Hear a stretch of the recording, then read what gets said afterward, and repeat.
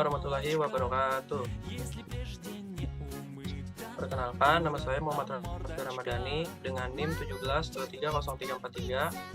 Perkenalkan, nama saya Raisa Putra Merio dengan NIM 17230540. Perkenalkan, nama saya Mubarak 17231060. Perkenalkan, nama saya Ahmad Zaidan dengan NIM 17230747.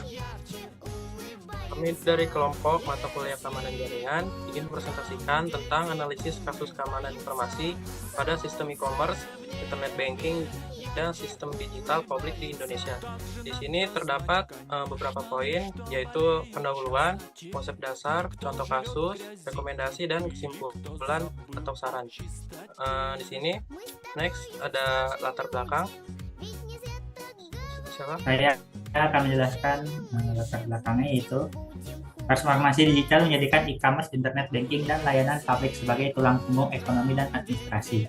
Sistem ini mengelola data sensitif dalam volume besar, menjadikannya target utama dalam serangan cyber. Insiden di Indonesia atau yang sering terjadi yaitu bocoran data, ransomware, dan menunjukkan ancaman cyber adalah isu strategis.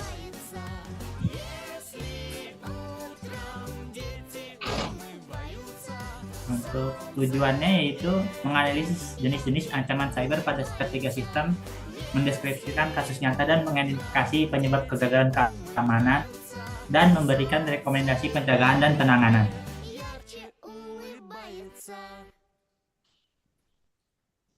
Next, di sini ada konsep dasar yang akan dijelaskan oleh Saudara Balfas.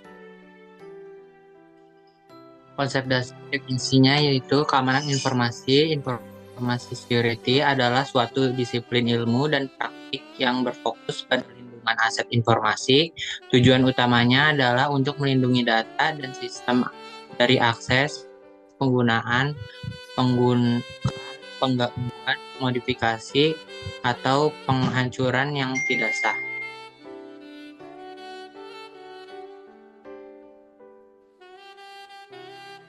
Lanjut, ada pilar utamanya. Yang pertama, confidentiality, kerahasiaan, mencegah pengungkapan data yang tidak sah. Integrity, memastikan keakuratan dan kelengkapan data. Yang ketiga, ada availability atau ketersediaan, memastikan sistem data dan data akses saat dibutuhkan.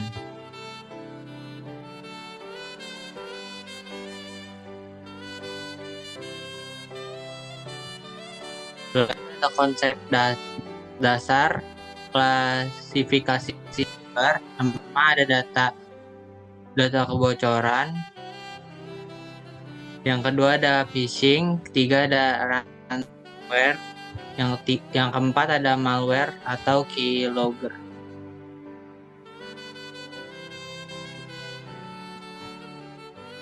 Next, contoh kasus yang dijelaskan oleh Saudara Rasya. Di sini saya akan menjelaskan contoh kasusnya, yaitu pada e-commerce Tokopedia tahun 2020, jenis ancaman yaitu data breach, yaitu kebocoran data. Kronologinya, insiden kebocoran data berarti 91 juta pengguna dan 7 juta data seller pada tahun 2020 yang kemudian dijual di dark web. Data terdampak yaitu nama lengkap, email, nomor telepon, alamat, tanggal lahir, dan password yang dihash. Dan dampaknya yaitu menyoroti kerentanan web application dalam perlindungan data yang kuat dan menimbulkan resiko kehilangan identitas dan hilangnya kepercayaan.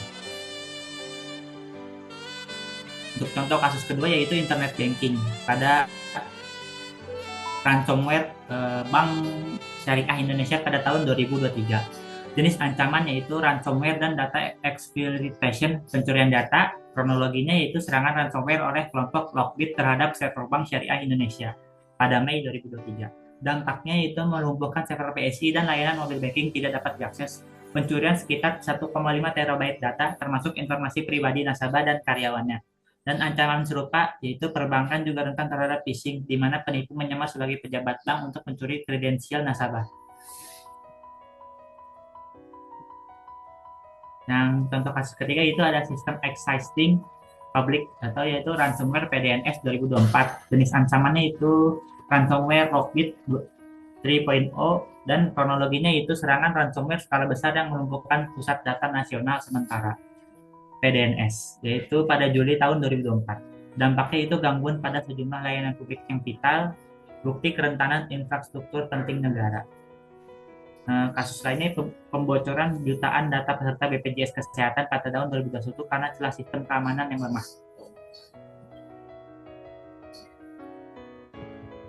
Dan ini perbandingan kerentanan sistem pada kategori sistemnya itu ada e-commerce, di internet banking, dan sistem existing atau publik. Kerentanan utamanya pada e-commerce yaitu web application. Kalau pada internet banking ada edukasi pengguna yang minim karena kerentanan ketersediaan sistem.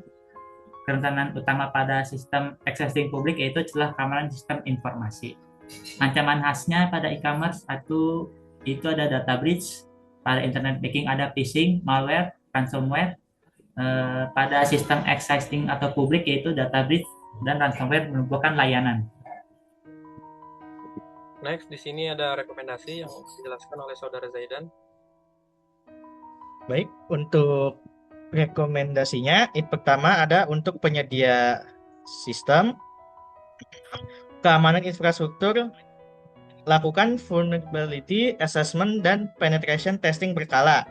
Lalu perlindungan data, gunakan hashing dan enkripsi yang kuat untuk data sensitif.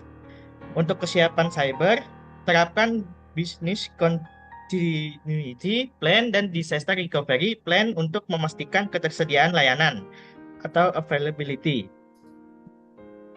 Lalu kalau untuk pengguna, pertama adalah edukasi keamanan dengan meningkatkan kesadaran atau security awareness untuk mencegah korban phishing dan malware. Lalu yang kedua ada verifikasi, jangan mengklik tautan atau lampiran dari email tidak dikenal dan selalu verifikasi alamat website. Yang terakhir adalah keamanan akun, gunakan password yang kuat atau unik dan manfaatkan autentikasi 2 faktor. Next, di sini yang terakhir ada kesimpulan dan saran yang akan dijelaskan oleh saya. Kesimpulannya, ancaman cyber di Indonesia bersifat multidimensi, mulai dari data breach pada e-commerce hingga serangan ransomware pada internet banking dan infrastruktur publik. Kerentanan sistem yang ada ditambah dengan minimnya kesadaran pengguna menjadi faktor utama eksploitasi. Prioritas utama bagi penyedia layanan digital haruslah perlindungan pilar confidentiality, integrity, dan availability.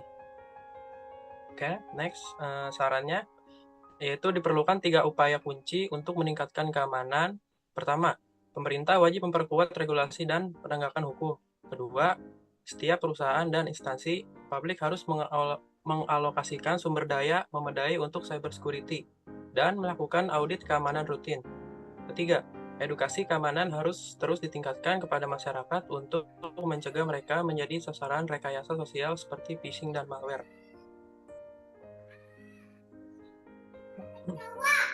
Mungkin seperti itu aja presentasi yang dapat kami sampaikan. Mudah-mudahan bermanfaat bagi yang benar. Kurang lebihnya mohon maaf. Assalamualaikum warahmatullahi wabarakatuh.